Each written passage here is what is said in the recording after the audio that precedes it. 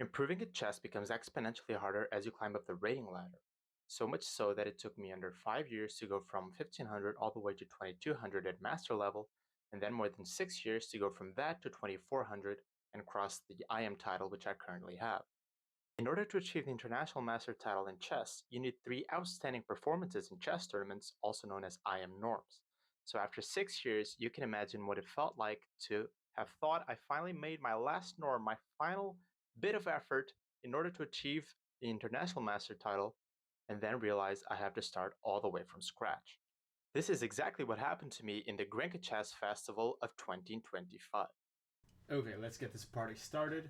So we arrive at the playing hall. There's like 3,000 people there. There's like two gigantic rooms in this massive conference hall, dead centered in Karlsruhe. Um, I have never seen something like this in my whole life. I've played chess tournaments throughout my whole life. I have never seen this many people attend a chess tournament. Freaking everybody from the elite players in the world is there. Magnus Carlsen is there. Um, Pretty sure Fabi was there, but I'm not sure about that name. But like Mag Sudlu and Neiman and whoever you want to name was at that event. We could, almost touch them. Like we were side by side with them. And also, a lot of the tables were mixed, like, as in, there was the classical chess event going on and also the freestyle simultaneously. And a lot of the tables were mixed. So, like, you were sitting next to freestyle chess, which is really cool as well. But let's get right into this. So, I'll go through the first couple of games sort of quickly and just go to the most interesting ones. Anyways, my first round opponent was an older gentleman, and that's always something very nice to happen in the open events. You definitely don't want to be facing these underrated kids that are all over the place these days. And yeah, I didn't have much prep at all for this tournament, especially not for the first round. We sort of just arrived there in Germany, and we were, we didn't. It was impossible to prepare because the pairings came out like 10 minutes before the round, or something like this. Um, so he went for the King's Indian. I thought for a while here, like, okay, what system am I gonna go for? There's like a million systems against the King's Indian, and somehow I've played all of them and have pretty bad results almost everywhere, especially in these systems that include some form of g4, be it with bishop e2 or freaking. I don't think I've ever played f3, but all these systems with g4, um, like I don't understand them well. So I just decided to go for the Gligorich system, which is something that I actually employed more than once in this tournament. Again, completely by chance because I didn't have any specific preparation for this, and I'm not well versed in this at all. But okay, I know some lines because I've played it with the black pieces. So, anyways, we ended up going for this line. Nowadays, much more topical is rook c8, rook e8 first, and then c6, and this line with d5. But he went for this line with knight c6, which is kind of old, but it's one of those lines that's just forgotten nowadays. But it's not bad at all. Sometimes the chess world just has random trends like that. Then he went for this early knight d4. Okay, not the best move. I gained some initiative, and at some point I started pushing. And here, yeah, this was an interesting moment. My original idea was to go f5, and I should have stuck with my gut because this is very good. He takes, and now bishop d3, and this is nice. And I'm just trying to get this knight across to f6. I believe during the game I thought he had some f4 here, some f4 business, but this isn't great. Like, I didn't really evaluate the knight d5 takes 6 because I just assumed his knight is better than my bishop. But you can see how superfluous this analysis is because in this position his knight is terrible because it has no squares to go to. Like, maybe if it could land on e5 it wouldn't be that bad, but white would still be better probably. But here white is just crushing. So I evaluated that poorly. I went for bishop d3. Eventually we got to this interesting endgame. He took with the g-pawn. There was no need to weaken his structure like this. He could just take with the knight. But he took with the pawn. And eventually I went for this g4, which is interesting, creating some havoc on the board. And we got to this position. And this was this sequence by me. So g5. And he underestimated this because I just played g4, right? So I'm signaling that I have aggressive intentions, and I close the board again with g5. And this makes sense because after knight e2, take, queen e8, king f2, what I realized is that this endgame I thought was winning. And I can't remember the evaluation, but I'm pretty sure it was winning. Because the thing is, there's many problems for him. One, this pawn is super weak. Two, I'm much more active, and my king has much more access to the middle of the board where the action happens than his king.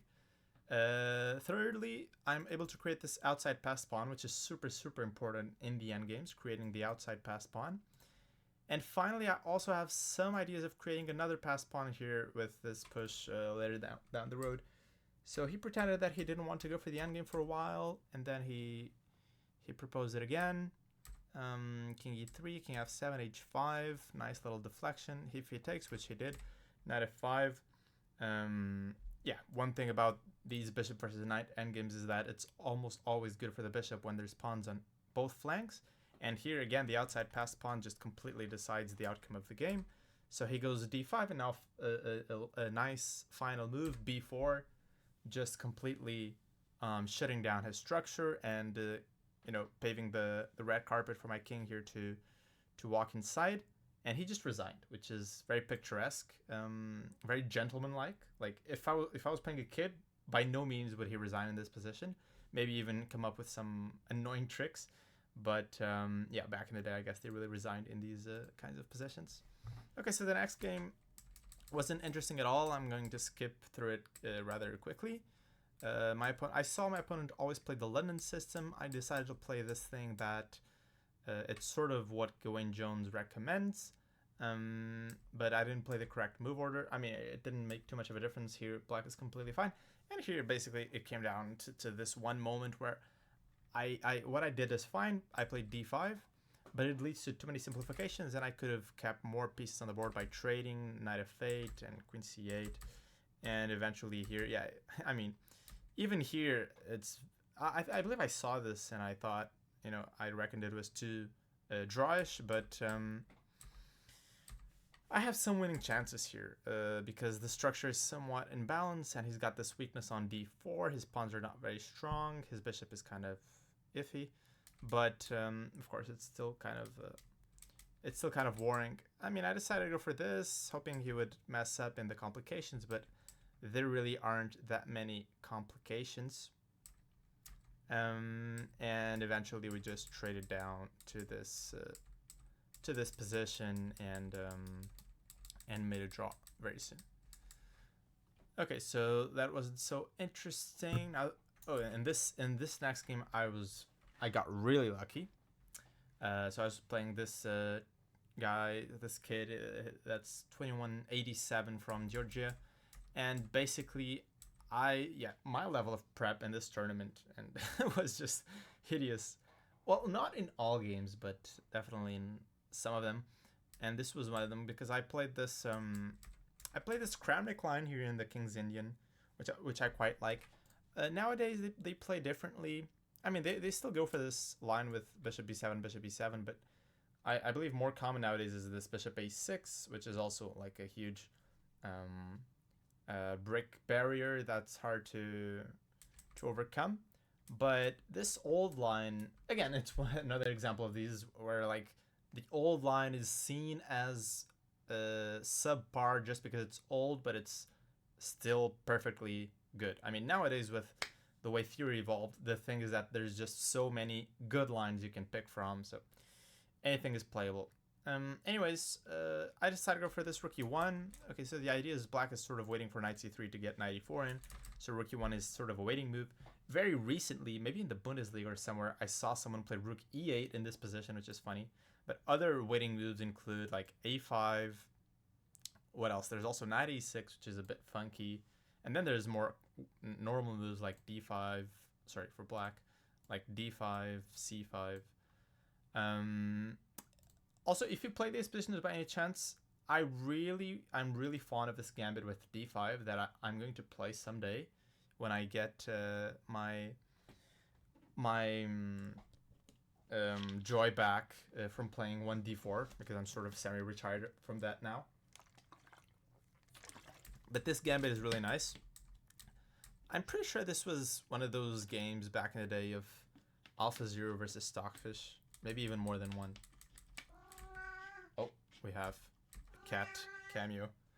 But yeah, he went for d5, take, knight c3, knight b7, and knight e5, which is not good at all. I was trying very poorly to get back to this game of Kramnik, like this Kramnik Van Velde game from '97 that went bishop f4, knight e4, queen c2, c5, take, knight g5. And like black is supposed to be fine here, but it's quite complicated. But instead I went for this knight e5. This is wrong, completely wrong. He just goes knight e4. And I just don't have anything. I thought I was still in some sort of prep, but again, just completely mistakenly. Black is more than fine here, probably even better. And this bishop b2 is also just terrible. I don't know what I was doing. Why did I drown my bishop here in front of the pawn this way? Completely suffocated. I should have just went for some h4 or some bishop f4. So anyways, I managed to trick him later down the road. I went for this f4. My position is super murky here. But I managed to trick him. I went around with the bishop. He didn't really find a good plan. And I don't know what he's doing with the rooks here. It's very weird. I mean, he's never breaking free with b5. Maybe he was actually inducing me to play exactly what I played, which is bad. So I went for f6 and I thought I was winning. Because after bishop f8, I wanted to play e6, and only then did I realize he has bishop d6. And what's funny is that it seems like I'm completely shattering his king side, but I'm not, because when I take and take, his rook swings across, and then it's my king that's completely vulnerable. So what I should have done is just a very simple chess like king f2 and queen f3, and the endgame is really nice for me because I have all this space in the center, and I just run my king across.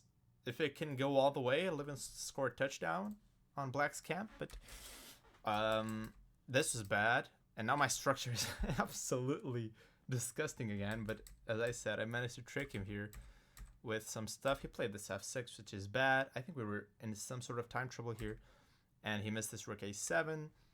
Now he cannot take because there's some crap with takes, bishop e5 or queen e5, and then trades. Like if he takes, there's this, and after the trade, he loses the rook. So he thinks for a while, goes f5, but this is losing after queen d5. And I believe, if I remember correctly, the finishing touches here were kind of nice. Queen d7. Yeah, he's in Zugzwang here. Yeah, his only move is like bishop f8. And now this bishop g5 move. This was kind of nice. Bishop g7, now e6. So he cannot take, of course, because there's mate. And after bishop g7, he cannot take because the rook is hanging. And after king h8, this, and this. Again, hanging the bishop. And now he resigned because I have this mate coming in. So the finishing was kind of all right. I'm going to give myself like a 50 pace, 30 opening, and like 90 finishing. So the next game was this Alpin, which is like the worst nightmare of a strong player when you're playing below, because you just assume they want to draw, and usually. So anyways, as I was saying, I played this line that I have played from time to time against the Alpin. It's sort of solid, and I don't have to remember anything, so it's something to play. And with best play, white gets a small advantage here in the line with knight c4, which is more active than knight c2 anyways. So we get this. This is usually what we get. You can see the positions sort of resemble like a French in some ways. You can see the position sort of resembles like a good French in some ways, like a Rubinstein or something. Like the French where they take d-e4. Because black managed to get c5 in, and the bishop will find a nice homestead here on b7. So he went bishop h4, trying to reroute the bishop, rook d8, a bit of a clumsy sort of weird move. You know, it's a thing like in chess. Every time I try to make a move that feels artificial and feels very advanced, like I'm seeing all this stuff, and so I'm playing this very precise move, it's always bad. Like, just play the freaking routine move. He went for this. Bishop g3 was better, and then knight e5. Of course I missed this, and that's the problem. Like every time you think that you saw too much and you saw so many moves ahead, like you're going to miss something else. And here the point is just that I cannot take everything because I'm dropping this tactic. But instead he went for queen e2, b6. Okay, we get this. You can see the position is still very passive for black. I'm sort of just shuffling the pieces around a bit. This queen c6 thing is quite thematic. f3, knight h5, and I get the bishop. And we get down to this position. And you know, at first I thought, like, dude, I have 0 winning chances. The position is very symmetrical. There's only one open file, which in general increases the drawish tendencies by quite a bit. But then I started to get a bit wishful because okay, c4 was better, slowing down my counterplay. f4 allows this b5, which was kind of a nice touch, honestly. And the point is that I'm gaining activity, because if he takes on b5, there's going to be problems with either the rook landing on b8, taking on b2, or the rook landing on d2 sometimes. For example, if he takes, I can take this, and then rook b8. So here I queen f3. Fair enough. I trade go c4. Now I'm quite happy, because in some positions here, he if he's given a move, he's going c4, completely blunting my bishop forever. But now the bishop gets some scope. I'm not so worried about the square on d4, because I always have bishop c5. And now he starts to crumble with this mistaken plan of king f1 and then king e2. This was completely wrong. I think he was foreseeing some endgame. But now, yeah, this next move was kind of nice for me as well. I think I was, you know, sometimes even if the computer doesn't think it's the best move, or it just thinks it's like a normal move, all the moves have the same evaluation, sometimes you're just proud of your moves. This rook dc8 was kind of nice. So I decided that his king was somewhat weak in the center, and I just decided to keep all the rooks in the play and go for this b4. And now his position is quite difficult, because like I'm taking, and again the king is just completely misplaced. It should be somewhere like here on h2, safeguarded. Instead he goes for this, tries some mate. Okay, I make a flight square, and he drops this pawn all of a sudden. And again, this was all because his king was exposed like that. Eventually this rook b3 came, and the game ended with another Zugzwang, which is this queen d2. Kind of a nice move. And so the point is that he cannot take on c4 on pain of the rook being hanging on e3. And if he trades the rooks, then the pawn is just a runner. And game 5 was also not that interesting. I was playing a GM. Finally, I'm playing above. I was playing Hugo ten Hertog. We played this semi-Slav, and eventually we got to some typical position like this. He went for d4. Here I should have just played knight e4, which is a strong, and I mean, like, the position is very simplified, but white is slightly pressing. Instead I went for this ed4, which is just stupid. And I missed that here I cannot play queen f3. Actually, funny enough, we both thought I couldn't, and I didn't play it. And after the game, I turned on like the Lichess engine, and it said that I could. And there's this amazing sequence. So bishop g4 is the whole problem. The queen is running out of squares. It's got to take here. And we both saw this basically, and just thought this is too dangerous. Like bishop h3 is always coming, and this bishop is just gnarly on the e5 square. But there's this with queen a4, which we both missed, you know? So I'm hanging the knight on c3, right? But I'm pinning this guy to the queen, and I'm just gonna take it on the next move. And turns out white is actually better. It's not even equality. So that was a very nice exercise problem, a very nice calculation exercise. But eventually I played this f4, which was also kind of nice. I mean, I was pretty annoyed that I missed this. Like, why am I playing for 2 results, but for the wrong 2 results so early, just based on this stupid mistake back there? But this f4 was nice because it's based on some more calculation. Calculation really is key on this very prestigious, highly advanced chess level. So I'm blundering this.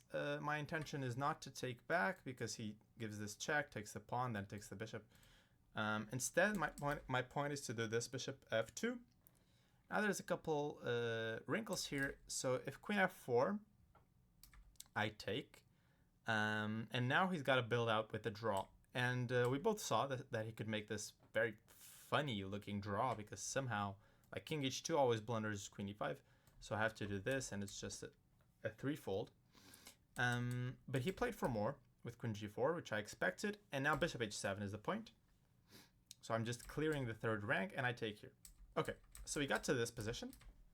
And here the only point I would like to make about this game is that I have seen the weaker player lose this kind of game against a stronger opposition so freaking often.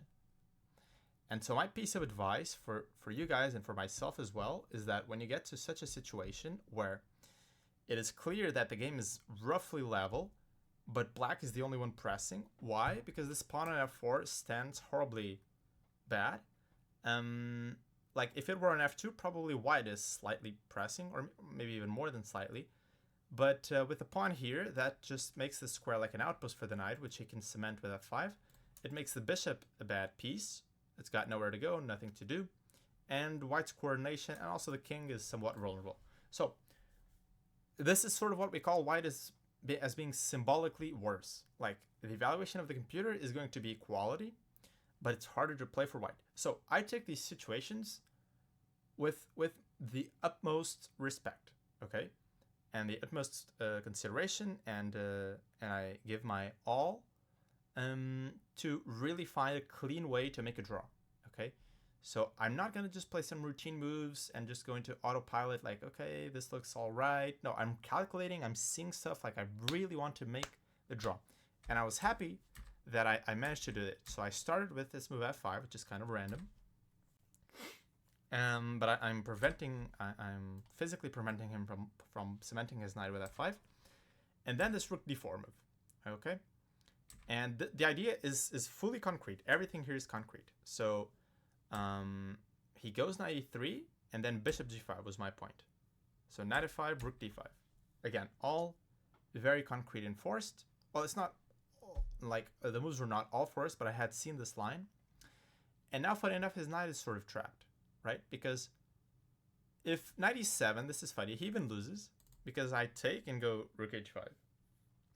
And now he cannot stop both like the mate and the rook just getting picked off. g6 is also bad because I do this. So he needs to do knight h6. He probably missed something along the way, like he probably missed this idea. So eventually he just goes knight h6, and I get my desirable draw. But I really think this was important, and this kind of game can slip away from us so often. Now, round 6 was one of the most interesting rounds. This was against Grandmaster Velimir Ivic from Serbia, a very respected and strong Grandmaster. We went down this mainline Catalan stuff. He played this line with queen c2, bishop f4, and knight bd2. And the line basically goes like this: e4, dc4. It's also possible to take this one, but I took dc4, knight c4, c5. This was the end of my prep, which was definitely early because he was still in prep, and I could have saved myself quite a lot of problems had I known some more moves. So knight d6 is this point, his point. I do this. I do rook c8. d3, I came to learn that was like the theoretical move here, and this still has some games, but I thought this was very, very dangerous. But it is the theory. Instead, I go for this, and I came up with this move on the board, over the board, this move e5, which is kind of interesting. So I'm sacking the exchange. He's got to take. And now I sort of misjudged the position because I thought I had great dynamics with, like, I'm threatening bishop e4 in this position, and also knight c5 is coming through. But what happens is that he just out-calculated me, outplayed me, outclassed me, basically, in this game. Because he thought for a long time, maybe like half an hour or something, and he came up with rook ac1. So the reason why this is so impressive is that on the surface he's completely walking into my threats, but of course he has given it a fair bit of consideration, and he understands from a higher chess sense, so to speak, that like he's got all the bases covered. And I thought for the longest time here, and I didn't manage to come up with something reasonable. So what I expected was like knight d2, queen b4, where I thought I had good compensation. Because again, my pieces are all really active, I have a good structure, and I have activity. But rook ac1. So what's the point? Well, I took bishop e4, and he just goes queen b5, like cool and calm and collected. He just goes queen b5. Again, really, I believe I thought for like half an hour here, and I didn't even see this queen b5. I think I only thought of queen a6 and maybe some rook c8. I didn't think of queen b5. But this was incredible. Also, if knight e4, he's got this knight e5, which is also strong. And I could start by taking on c1. I think that will... it won't transpose, but I think it's sort of similar.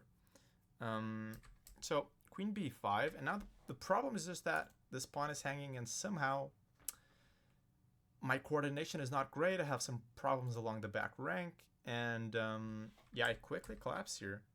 I went for bishop f3, rook c5, trying to keep everything nice and steady, but I missed not this, but I missed this, f4, all the way here. And I lose. I just lose because his rook gets active, and the rook is going to completely dominate my knight. So I believe Stockfish comes up with this bishop c2 thing, take d3. It makes some sense, but like my bishop is completely blocked here, and it is not trivial at all to understand that black has sufficient compensation. Like he can try and just break free with the rooks like this or something. And probably it's not full compensation. I think white is still slightly better there.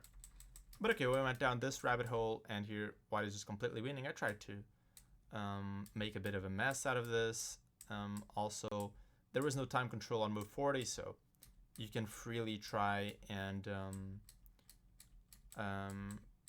you know, get the better of your opponent in time trouble. I'm not 2800 bullet on Lead Chess for nothing, but I guess it is for nothing because I had to resign here. But this was a very interesting game where I was just outclassed by a much stronger opponent, and that just happened. Like it's not a game that I like dwell about and I'm like, oh, I play like a monkey and stuff. No, like I played my chess, he played his, and he bit me fair and square. Oh, this next game was had a really funny backstory. So I was playing this guy. Again, the pairings came out like freaking 10 minutes before the round or something. Okay. I didn't even think they were coming out on chess results. Like you just had this huge sheet of paper that is glued to the wall outside the venue, and you check your pairings there. That's very common for chess events anyways. And so it's this huge list. Okay, I find my name, and I'm playing what I believe to be white, right? Because it says Weiss for me. So the term is in Germany, obviously. So like it, and the things like everything was written in German. It wasn't written in English. So it says Weiss, and okay, I'm pretty confident that that's white. So I show up to the board, and there's a backpack seated on my supposed chair, and on my board, and I'm sure it was the correct number of my board, there was one c4 played. And my opponent wasn't seated at the table, so he was taking a walk or something, or went to the bathroom. And I'm very confused by this, right? I'm very taken back. Okay, so I do the rational thing. I go back to the pairings, and I check it again, and the board number is correct, and it says Weiss. Okay, so now I'm thinking like, okay, maybe I'm wrong about this. Maybe Weiss is black. But then I remember, because we went in a group to this tournament, we went with a couple of friends, and I remember we were playing at this Congress Center that's called, like, I don't know if it's Weissenhaus. I know there's another one like in where the freestyle events are taking place, but the name had something to do with Weiss and House, okay? And I I remember he told me, that's like the White House, like in America, but it's like the one in Germany. And so I remembered that, and I was like, no, I'm pretty sure Vice is white. So I called the arbiter, and I'm like, dude, can you just walk with me here and make sure that like Vice is white? And he looks at the paper as well, and he's like, yeah, Vice is white. And he comes up to my board. He's also like double checking, but yeah, he's sure that this like my opponent basically mistakenly thought he was white. So he pulls the move back to like the pawn back to c2. He gives me my time back on the clock, and yeah, once my opponent arrives at the board, I was already seated and I had played one d4, and he was very surprised because he he thought he was white and he played c4, and he pulls up to the board and the move was reset and he's playing black, so he was very surprised. I was surprised. Everyone was freaking surprised. And I was even more surprised to see another King's Indian. I decided to repeat the Glenridge system just because why not? And he plays this Queen e7, which you can see like a drawback of not knowing your openings deeply and just sort of playing whatever comes, is that I wasn't aware this was a line. I thought this was sort of dubious, but then I came to learn that this was heavily played in the World Championship matches of Kasparov, Karpov, and there was even a really famous game that went like this: Bishop c5, Kasparov sacked the exchange like this, and after a couple moves sacked the queen like this. And this was the game continuation. This was Kasparov Karpov World Championship 1990, round 3. Just amazing stuff. Like, yeah, I must admit I'm very uncultured in terms of this old chess history stuff. But it's a big mistake on my end. I went for this Queen c2 move, which was kind of crappy. He should have taken, and this c5 was kind of nice. Taking advantage that the knight on b5 doesn't target the pawn, and the knight on b3 is kind of bad. Okay, anyways. So what happened? Okay, this game was pretty smooth, honestly. He was playing the opening super quick. Again, advantages of playing an older dude at a chess event. Usually they don't have as much patience, as much energy, as much everything. And I got this incredible looking position, but I was just burning through my clock, which was actually making me rather nervous. I should have been more composed at this stage, because my position is just completely winning positionally. Look at his freaking pieces, dude. It's even annoying me to remember how much, not suffering, but how much I had to work to win this game, given how bad his position is. 94, he goes back, bishop c3, and then just the deciding moment was this. If he took hg, I was just going to triple on the h file eventually and sack something on h8 or something.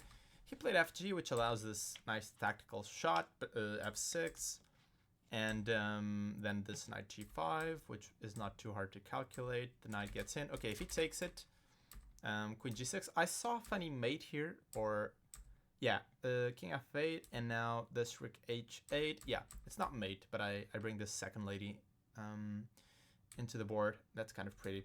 But he took like this. Okay. Completely winning. I get this one, I get that one, I get that one, and he resigns.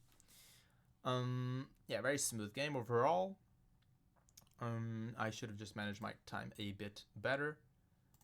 This was the penultimate round. Okay, not that interesting. I'm going to skip through it rather quickly. So we got this English. Again, he's just making whatever moves. I'm playing below for some reason, even though I won against a 2200 in my previous round. Now I'm playing a 2100. Who was winning, who was up like 90 elo points or something, which is always like so annoying to see. I had to really work hard to win this game. So we got down to this structure, which, if you don't know, like I keep telling my students, like in the Bogo Indians or something, like this pawn structure is incredible for black, because this pawn restricts the knight, whereas these two pawns have lost the ability to control this square. So one of these guys is destined to come to d4 sooner or later. So I maneuver, some bad maneuvering on my end eventually, because I allowed some stuff here after, yeah, some moves. This knight d8 allowed knight b6. At a moment in time where if I take, he's got b4, rook d7. And if I take this one, then all of a sudden he has fixed his main problems, which like one of them is this pawn on c5. So he goes b4, allows this, which is kind of good for me. H5, H4. I'm carving out the square on F4 for my pieces. Again, I'm going through it rather quickly because the game wasn't that much interesting. He was just trying to salvage a draw the whole way through. This is unfortunately the story very often against this against lower rated opposition. They just try and make the draw every way they can, and in my opinion that's a really bad way to play chess in general, and you're also not going to be, it's not even a profitable strategy in the long run, but it's definitely not profitable in terms of improving. Okay, so he should have, you see, like, yeah, he should have resigned much earlier, but that's fine. And finally we get down to the last round. So basically, to get a norm, we finally reach the climax of the tournament. To make a norm, be that an IM or GM norm, because those are the only two titles that require norms. The other ones is just an ELO thing.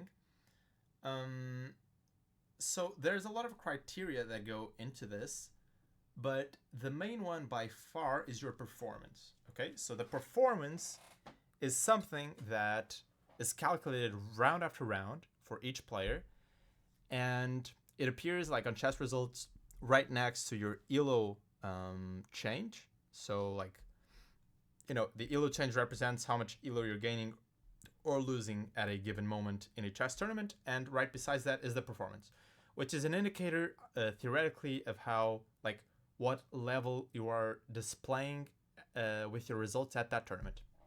And so how it's calculated is that they take the average ELO of all your opponents, and they do some fancy formula to that also takes into account the points that you harvested against them, and out goes the performance. So for the IM title, you need a performance of over 2450.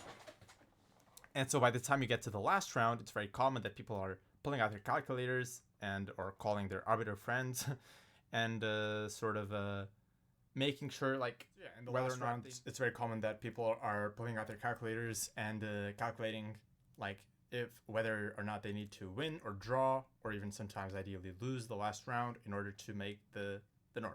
So I had done all my calculations, like I had rerun them several times, and I was sure that in order to make the performance, I just needed a draw. And also another important criterion for making the norm is that you need to play against three, like if you're going to make the IM norm, you need to play against three IMs. And if you're making the GM norm, you need to play against at least three GMs. And I was playing an IM in my last round, so I just needed a draw. Okay. I offered him a draw before we started the game, which is not very, like, ethical in theoretical terms, but it's pretty much the norm for making the norm in these situations, which he politely declined, so okay. And he made his intentions even clearer by going for the freaking fourth or whatever King's Indian in this tournament. I was sick of it by now. I was going for the same crap, but then he played this knight c6 line, dude. And, you know, the King's Indian already is famous for not being too sound objectively, but then he even plays this crap. Like, what is this? I have never seen this. Like in this position, which is like the main position of the King's Indian, there's like e5, of course. There's c5. There's bishop g4. What else? There's like knight bd7, maybe even a6 or something, but I've never seen knight c6. I thought for a while I went for d5, and for some moves I was playing correctly. He was blitzing out everything for some reason. He had prep in this random line. And here I just fell victim to this psychologically. So the best continuation was not that hard. I should have taken. If he takes with the f-pawn, I like this idea bishop g5. So inducing this h6, and then I just go back. And this thing is useful, so I'm just weakening his structure a bit. If he goes e5, which is very tempting, he shuts out his own bishop. So white is just better here. Instead, if he goes for bishop e6, which is maybe what he would have done, still bishop g5 and queen d2, queen's coming to f4. I don't need to commit to f3 so early, and white is just enjoying a slight advantage. So instead I go for this bishop e3. Now I don't like this because after some moves, my position is a bit difficult now. Because somehow I need to rearrange my pieces, shuffle them a bit, and I have to go for this f3 thing. I don't like it. When I say I have to, like, maybe bishop f3 was better, but then at the end of the day, still this kind of thing after queen f6, like, it's not pleasant. So f3, I don't love this. Already I'm sort of making some mistakes. Bishop, I go for knight b5, and then I take with a pawn. Now this is kind of interesting, but it's not that it's so bad positionally, but the problem with my position around this moment, like here, is that black has no weaknesses to speak of. Like, all his pawns are defended and the structure is very fluid, his pieces are active. My pieces are not bad either. I have the bishop pair and so on, but like, I don't have any breakthroughs and I don't have much to do. So I was just sort of sitting on the position. Knight d1. He goes to a4 because the a pawn is hanging, and I get b4. And at this point, I was starting to feel pretty optimistic. I was trying to push for a win at this point, actually, because even though my structure is completely treacherous, like, his pieces are not, at least the knights are not that well coordinated. So this, some bishop e3, some king h1. At this point, again, you can see signs of time trouble, like we're just shuffling back and forth. This was a good idea, this g3, and then knight f2 to e4. This would have been much stronger than what I did. I went f4, trying to get f5 in at some point, and I went g4. Obviously risky, but the idea was concrete. But this brings me to a point, actually, like, this is something that I've been trying to implement in my own play for a long time. When you're in time trouble, and like deep time trouble, like we were both having like maybe 2 minutes in this position, stay away from like calculation based ideas and stay away from tactics. And that's exactly what I was basing my play on, because I'm opening my king side completely. And my point is that I'm threatening bishop b6, pawn takes b6, and then rook c8, winning the queen. And believe it or not, I thought this was nearly unstoppable during the game. And of course, as it turns out in the post-mortem analysis, there's like a million ways to refute this. So one is knight f8, which is pretty simple. Take, and the point is that he gets this check and this queen e4. And white is in a world of hurt. What else? He played bishop g7, which is interesting. Point is bishop b6, f5.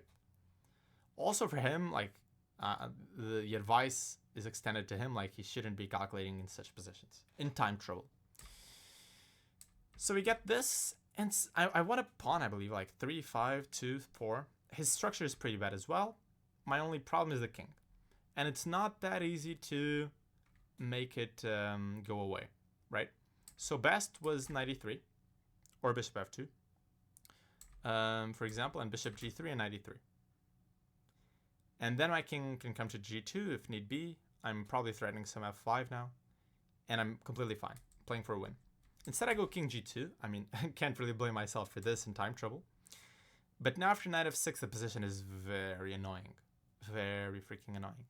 I even have to evaluate endgames at all times because it's not that clear. But he's just got very easy threats like queen f7, knight h5, stuff like this. I go queen c4, I go knight f2, hanging on by a thread. So yeah, at this point, the position is pretty tough. I'm just trying to escape with the draw as much as I can. Queen d3, I'm even giving up a pawn just to try and make a draw. Bishop f2, this is kind of murky, but his structure is also pretty bad. So bishop c3, and thankfully he also offered a draw. I even could have some chances with, for example, as my friend pointed out, like king g3. And basically in this endgame, I could still have some chances actually with the outside passed pawn. But okay, I really just wanted to make the draw. So I make it. Like my friends were all watching the end of the game. They pat me on the back and stuff, like hugs are given. Everyone starts calling me, like we go to the restaurant and stuff, to celebrate. We have some drinks. Like everyone called me, like, saying congratulations, you finally made the last norm and so on. Like you're an IM now, so on.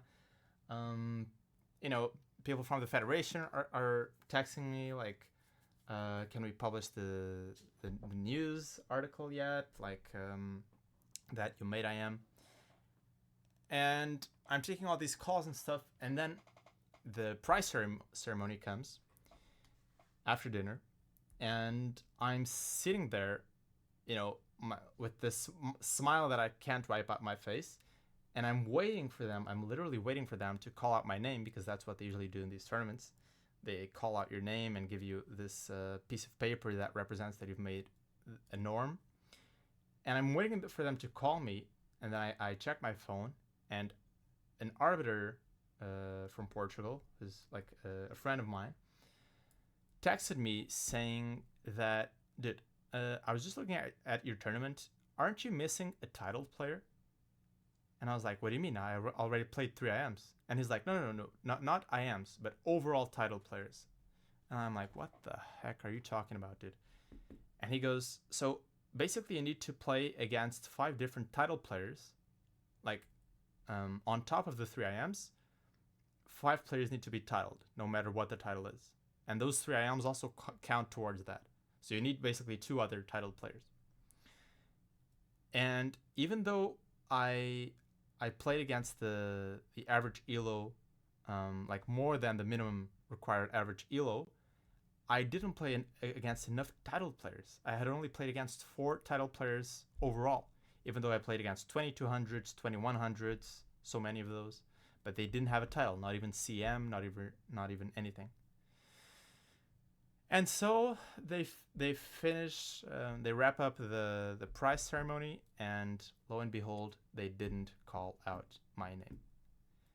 And I had to start telling my friends one by one, texting other friends back in Portugal, my family, my club, every freaking person in the world, and tell them like, no, I didn't make the norm because of so and so and so. So are you not an IM yet? No, I'm not an IM yet. I still have to make another norm. And that was super heartbreaking. The tournament went super well regardless, but it was just a natural end to that incredible tournament, incredible experience in Karlsruhe. But I got a bit unlucky there, because again, I made all the important requirements, and just this technicality screwed me over. But I did make the norm after a couple of months, so it wasn't too bad, let's say.